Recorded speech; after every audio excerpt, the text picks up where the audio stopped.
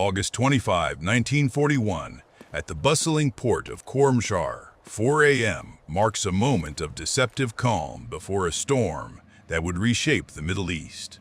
While the world's attention remains fixed on the smoking ruins of European cities and the frozen plains of the Eastern Front, a different kind of strategic theater is tightening its grip around the Persian Gulf. This is the story of a gateway, a stretch of water that many in the West viewed merely as a source of fuel, but which represented the very heartbeat of a nation striving for modern sovereignty. Long before the first shots were fired in the Anglo-Soviet invasion, Iran occupied a precarious position on the global chessboard. Under the leadership of Reza Shah Pahlavi, the nation was undergoing a rapid, almost frantic modernization. Central to this vision was the establishment of a professional naval force that could protect Iranian interests in the Gulf. For centuries, these waters had been dominated by the British Royal Navy, treating the region as a private lake to secure the route to India. By the late 1930s, the newly formed Imperial Iranian Navy, equipped with sophisticated sloops and gunboats built in Italian shipyards, began to assert its presence. These sailors were the pride of a nation, trained to def a coastline that stretched from the Shat el-Arab to the Gulf of Oman. However, as the clouds of global war darkened, Iran's official policy of neutrality became its greatest vulnerability. To the British, the oil refineries at Abadan were the lifeblood of their war machine. To the Soviets, reeling from the initial onslaught of the German Wehrmacht during Operation Barbarossa, the Persian Gulf was something even more critical. It was the entry point for the Persian Corridor, the only viable overland route to pump American L-lease supplies into the heart of the Soviet Union. The Atlantic was a graveyard of merchant ships, and the Arctic convoys to Murmansk were a gauntlet of ice and U-boats. The warm turquoise waters of the Gulf offered a lifeline that the Allies could not leave to chance. Inside the corridors of power in Tehran, the tension was palpable. The Shah had invited German technicians and engineers to help industrialize the country, a move he saw as a way to balance the overbearing influence of Britain and Russia. But in the eyes of London and Moscow, every German engineer was a potential saboteur, and every Iranian radio tower was a Nazi listening post. The geopolitical gravity of the region was shifting. The Persian Gulf was no longer a peripheral colonial outpost. It was becoming the most vital strategic bottleneck on the planet. The Iranian sailors stationed at places like Bandar Abbas and Bushehr were caught in the middle of a conflict they did not start. They were professionals, men who had dedicated their lives to a fledgling navy, unaware that they were standing directly in the path of a global juggernaut. They patrolled the narrow straits, watched the horizon, and maintained their vessels with a meticulous sense of duty. They believed in the sovereignty of their waters, unaware that the maps in London and Moscow had already been redrawn with lines that sliced right through their ports. As the summer of 1941 reached its peak, the diplomatic pressure reached a breaking point. The Allies demanded the expulsion of all German nationals. The Shah refused, clinging to a neutrality that he believed would save his people from the carnage he saw elsewhere. He underestimated the desperation of empires at war. For the British and the Soviets, the risk of the Persian Gulf falling under German influence, or even remaining neutral and inefficient as a supply route, was a risk they were prepared to eliminate through force. The tragedy of this period lies in the overlooked commitment of the Iranian naval personnel. These were not mere spectators. They were the guardians of a corridor that would eventually deliver millions of tons of food, tanks, and aircraft to the Red Army, arguably tipping the scales of the entire war. Their contribution is often lost in the shadow of the great power narratives, yet their presence in these waters defined the early stakes of the Middle Eastern theater. Reflecting on these pre-invasion years, we see more than just a struggle for oil or supply lines. We see the fragile aspirations of a nation trying to find its feet in a world that allowed no middle ground. The legacy of the Persian Gulf in World War II is often written in the ink of Allied victory, but it was forged in the quiet determination of those Iranian sailors who stood watch in the humid heat, loyal to a flag and a coastline that the rest of the world was about to claim for its own survival. It serves as a poignant reminder that in the grand machinery of global conflict, the smallest gears often hold the most weight, and the most silent waters often carry the heaviest burdens of history. August 25, 1941, in the humid pre-dawn stillness of the port of Khorramshahr, the Iranian Navy was about to be thrust into a conflict it had desperately tried to avoid. While the world's attention was fixed on the frozen plains of Russia and the desert dunes of North Africa, a sudden and violent transformation was descending upon the Persian Gulf. At exactly 4 a.m., the silence of the Shat al-Arab was shattered by the thunder of British naval guns. This was the commencement of Operation Countenance, the Anglo-Soviet invasion of Iran, a move calculated to secure the vital oil fields and open a supply route to the Soviet Union. For the Iranian sailors stationed along the coast, it was not merely an international maneuver. It was a desperate battle for sovereignty that would change the course of their lives and the fate of their nation's maritime identity.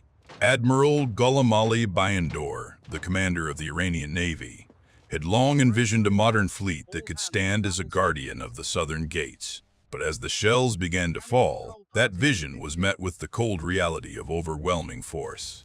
The Royal Navy's HMS Shoreham and HMS Falmouth led the charge into the harbor, their silhouettes looming like specters against the fading stars. Bayandor did not retreat. He rushed to the naval headquarters, attempting to coordinate a defense even as his ships, the sloops Babur and Palang, were caught in the crosshairs of superior British firepower. By 5:15 a.m., the Palang was already listing heavily, smoke billowing into the morning sky as its crew struggled to return fire against an enemy they had considered allies only days before. The resistance was fierce but brief. Across the northern borders, Soviet forces were simultaneously pushing south, creating a pincer movement that left the Iranian High Command paralyzed. By the time the sun had fully risen at 8 a.m., Admiral Bayandor lay dead, and the pride of the Iranian Navy was either sinking or seized.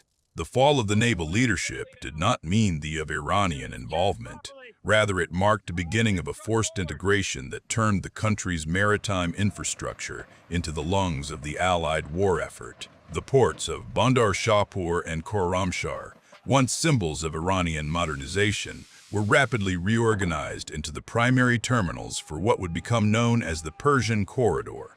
Thousands of tons of American trucks, tanks, and aircraft began to pour through these gates, destined for the bloody struggle on the Eastern Front.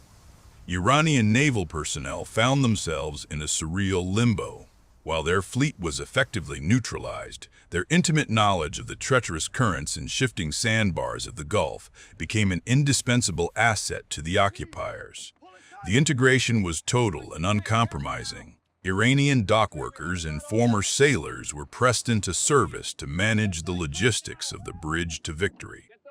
They worked under the blistering sun, often side by side with the very men who had fired upon their ships. By 2 p.m. every day, the temperatures on the docks would often exceed 120 degrees, yet the flow of supplies never faltered.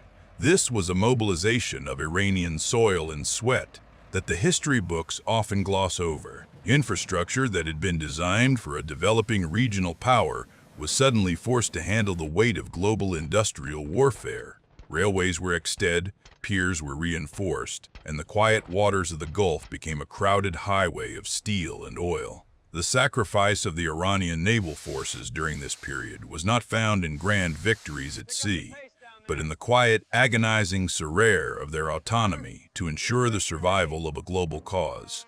The forced integration of their ports and shipyards meant that Iran's maritime future was put on hold to fuel the engines of the Big Three. Yet, the legacy of those sailors remains etched in the salt of the Gulf. They were the silent partners in the most critical supply line of the war, providing the foundation upon which the defeat of the Axis was built. The Iranian Navy was a small gear in a massive machine, but without its ports and the tireless endurance of its people, the gears of the Allied victory might have ground to a devastating halt. Their legacy is a reminder that the cost of global security is often paid by those who never asked for the burden. and that the shadows cast by the great powers often obscure the light of those who stood their ground in the periphery of history. It is in the memory of the fallen at Khorramshahr and the tireless workers of the Persian corridor that we find the true measure of Iran's contribution to the world's most desperate hour. Their story remains a poignant testament to the fact that the path to peace is often paved through the unintended sacrifices of those caught in the crosswinds of empires. December 1941. The port of Khorramshahr, under the shadow of the palm trees and the oppressive humidity of the Shat al-Arab, the first contingents of Allied engineers began to survey a landscape that was destined to become the most critical logistical bottleneck of the Second World War. The task ahead of them was nothing short of miraculous: to save the Soviet Union from total collapse. The Allies needed to move millions of tons of equipment across a mountain-strewn wasteland and through ports that, at the time, were barely equipped to handle a few local dhows. Abadan and Khorramshahr were about to be forcefully dragged into the industrial age at a pace that defied the laws of traditional engineering. The sun rose at 5 a.m. each morning, signaling the start of a grueling 18-hour shift for the thousands of Iranian laborers and American technicians. By 11 a.m., the mercury would regularly climb toward 125 degrees Fahrenheit, making the metal hulls of the arriving ships hot enough to blister human skin through thick gloves. Yet, the mission known as the Persian Corridor could not wait for the seasons to change.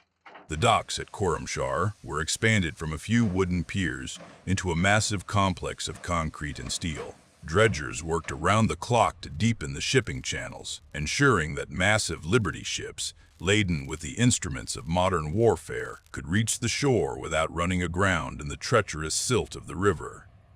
At 2 p.m., the air was often thick with a mixture of fine desert dust and the heavy fumes of high-octane fuel from the nearby Abadan refinery.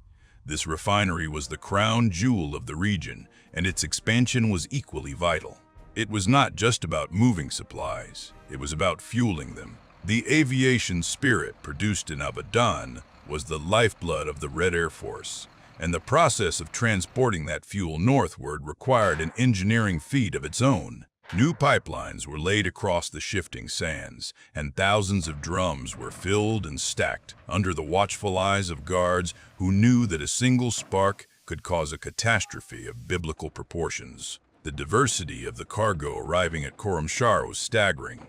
By 4 p.m., on a typical afternoon in 1942, the docks would be cluttered with disassembled Douglas A-20 Habit bombers, crates of boots, millions of rounds of ammunition, and the iconic Studebaker trucks that would eventually become the backbone of Soviet mobility. The assembly lines set up in the Iranian heat were a marvel of improvisation. Iranian mechanics, working alongside soldiers from the United States Army Persian Gulf Command, learned to piece together complex machinery with a speed that rivaled the factories of Detroit. A truck that arrived in pieces at 9:15 a.m. would often be fully assembled, tested, and loaded with supplies by 7 p.m., ready for its long journey toward the Caucasian front. But the engineering of the lifeline was not limited to the ports. The Iranian State Railway, a marvel of pre-war Persian ambition, had to be completely overhauled to meet the crushing demands of the Allies. Bridges were reinforced to carry the weight of heavy tanks, and new siding tracks were built to allow the constant flow of traffic. Every locomotive that chugged northward through the Alborz Mountains at 10 p.m. was a testament to the resilience of those who maintained the tracks. The sailors of the small Iranian naval force, while sidelined by the politics of the occupation, stood as silent witnesses to the transformation of their coastline into a global nexus of power. The success of the Persian Corridor is a story of sweat, sand, and the silent cooperation between nations that were otherwise strangers. The engineering transformation of Abadan and Khorramshahr turned a remote corner of the world into the anvil upon which the fate of the Nazi war machine was broken. Without the relentless work of the Iranian laborers and the ingenuity of the Allied engineers, the supplies that turned the tide at Stalingrad might never have arrived. The legacy of these ports is not just found in the concrete piers that still stand today, or the industrial heritage they left behind. It is found in the recognition that the victory in 1945 was not the work of any single nation, but the result of a global network of sacrifice. The men who labored in the 120-degree heat of Khorramshahr were as vital to the defeat of tyranny as any soldier in a frontline trench. Their story is a reminder that in the grand tapestry of human conflict, the most significant threads are often the ones woven in the shadows of the periphery. As we look back on the engineering of the Persian corridor, we see a bridge built not just of steel and stone, but of the collective will of a world determined to survive its darkest hour. The memory of Khorramshahr stands as a poignant reminder that while history books may favor the generals, it was the laborers, the engineers, and the people of Iran who provided the foundation upon which the future of the free world was secured. March 1942, in the sun-scorched waters of the Persian Gulf, saw the beginning of a logistical feat that would test the resolve of every man involved. While the world's attention was fixed on the frozen steppes of Stalingrad or the humid jungles of the Pacific, a silent war was being waged along the coastlines of Iran. The Persian corridor was more than a series of roads and railways. It was a maritime lifeline that relied heavily on the skill and courage of Iranian sailors who knew these treacherous waters better than any foreign admiral. These men operated in a theater where the heat could reach a stifling peak by 1 p.m., turning the steel decks of their vessels into searing plates that burned through leather boots. The threat was not merely the oppressive climate, but the invisible dangers lurking beneath the shimmering turquoise surface. Axis forces, well aware that the supplies reaching the Soviet Union through Iran were sustaining the Red Army, sought to sever this artery at any cost. German U-boats and even Japanese long-range submarines began to haunt the approaches to the Gulf of Oman and the Arabian Sea.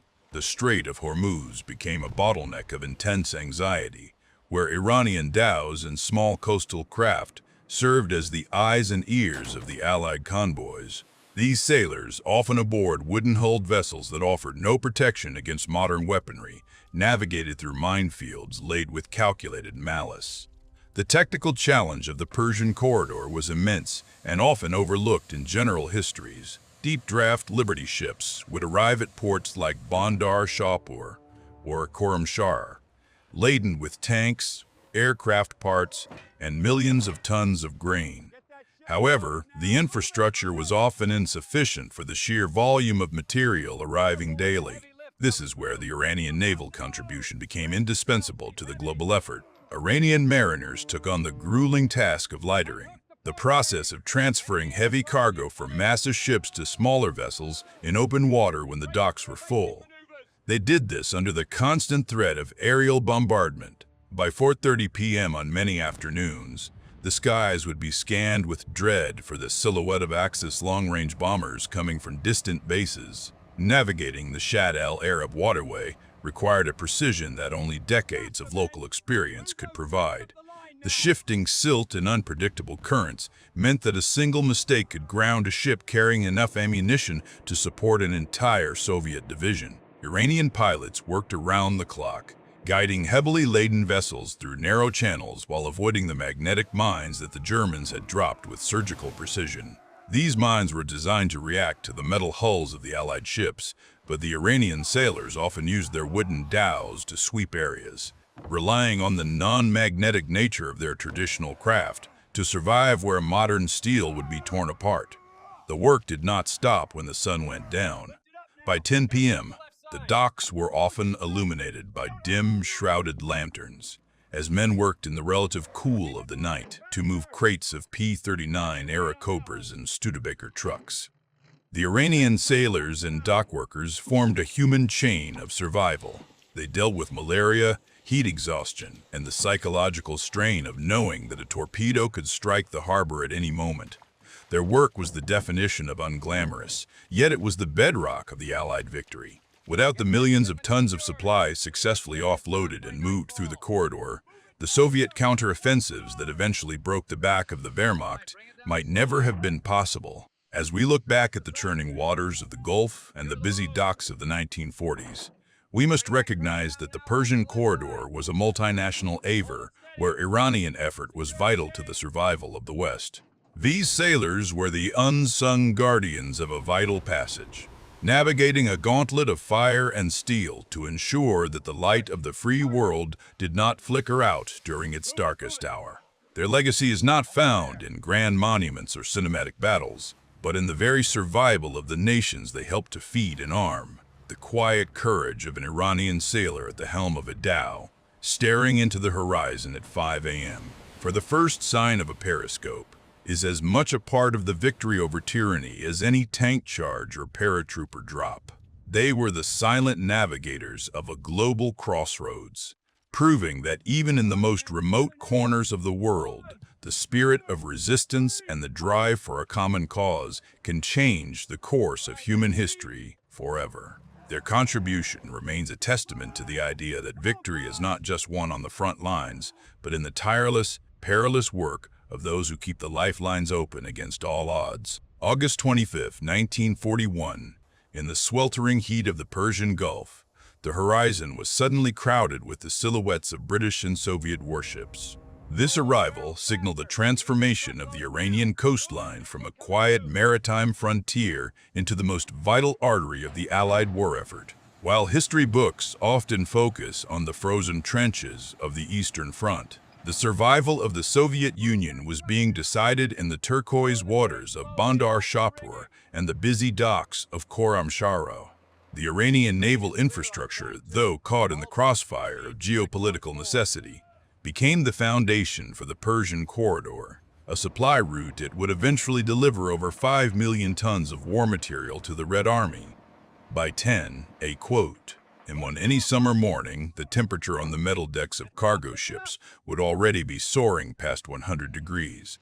Beneath this punishing sun, Iranian pilots and harbor workers performed a logistical dance that defied the imagination. They were not just moving crates. They were moving the tools of survival.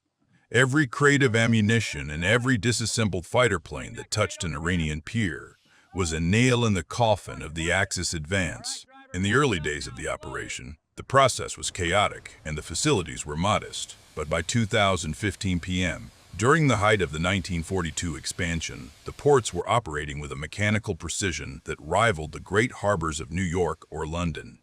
The impact on the Soviet Eastern Front cannot be overstated. At the turning point of Stalingrad, when the fate of Europe hung by a thread, it was the Iranian lifeline that provided the mobility the Red Army so desperately needed. Thousands of Studebaker trucks, capable of navigating the treacherous mud and snow of the Russian steppe, were offloaded in Iran and driven north.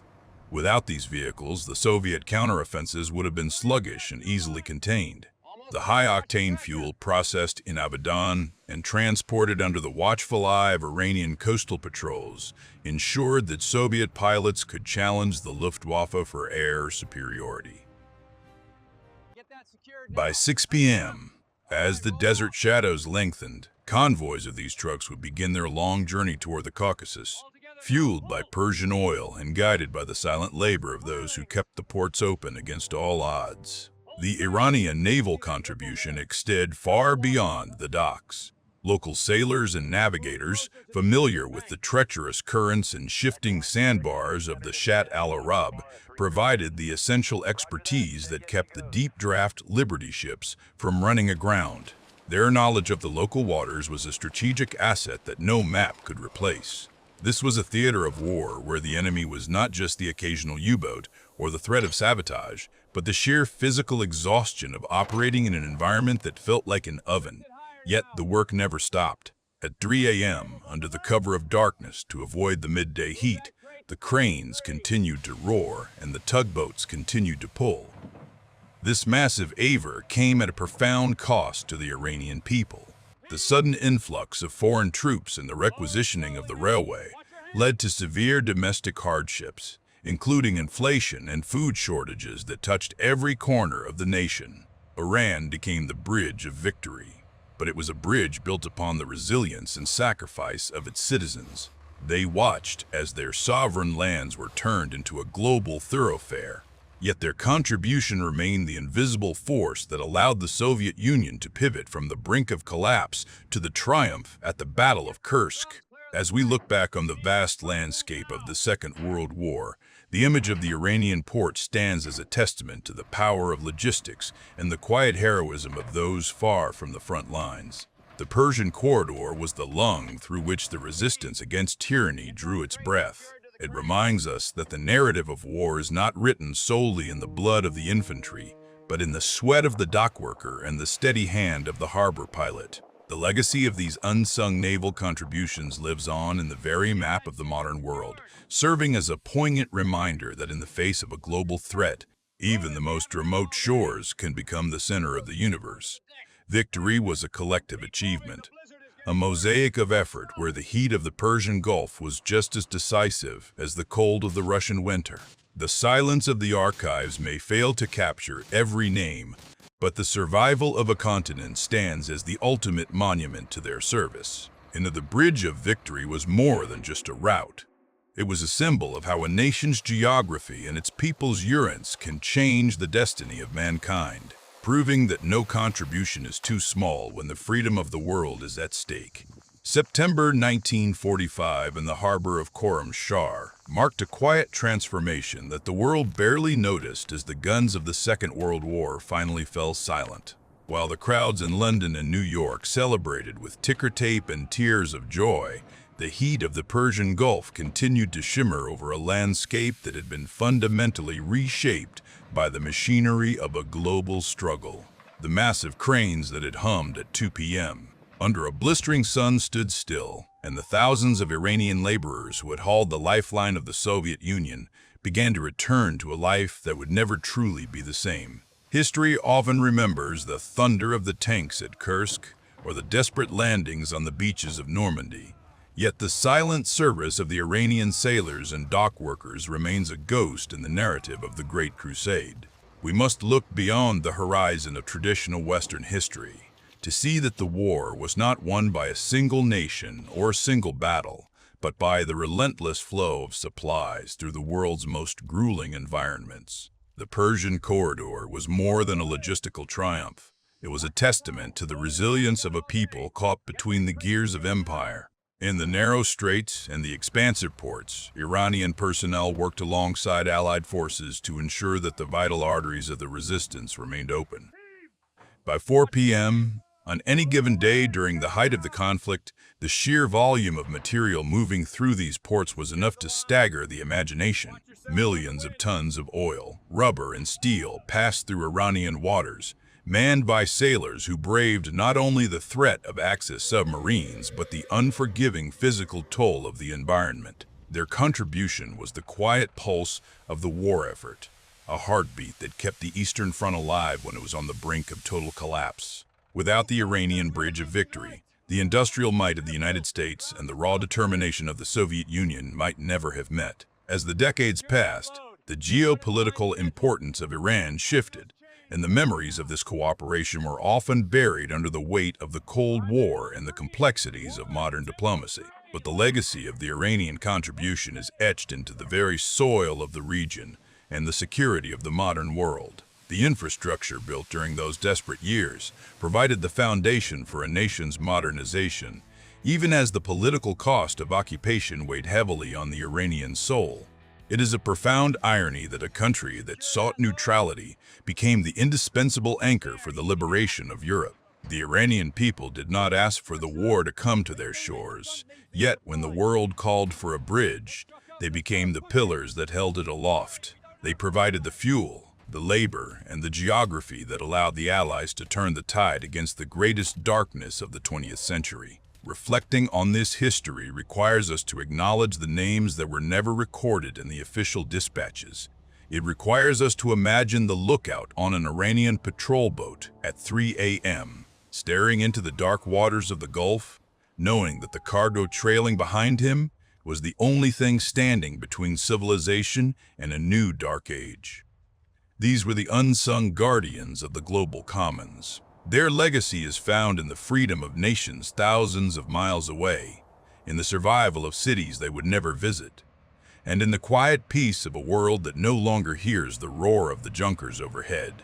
The geopolitical maps of today were drawn in the dust of the Persian roads in the wakes of the ships that sailed from Bandar Shahpur.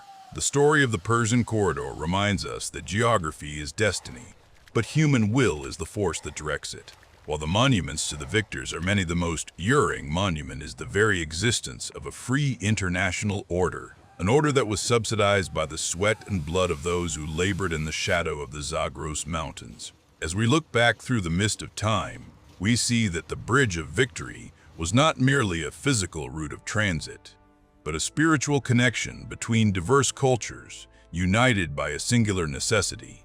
It was a moment when the world was smaller, and the fate of a soldier in Stalingrad depended entirely on a sailor in the Arabian Sea. The contribution of Iran to the Allied victory is a reminder that the smallest cogs are often the most vital in the machinery of history. The piece we enjoy today is a patchwork quilt, stitched together by the efforts of the famous and the forgotten alike. To honor the legacy of those who served in the Persian Gulf is to recognize that the pursuit of global peace is a collective burden, one that requires the cooperation of every shore and every harbor. As the sun sets over the horizon of the past, we are left with the realization that the greatest victories are often those won in silence, far from the headlines, by people whose only reward was the knowledge that they had helped hold back the tide of tyranny. Their sacrifice is the silent foundation of our modern world, a bridge that spans across time to remind us that we are all, responsible for one another. It is through their urines that the light of the future was kept burning during the world's darkest hour.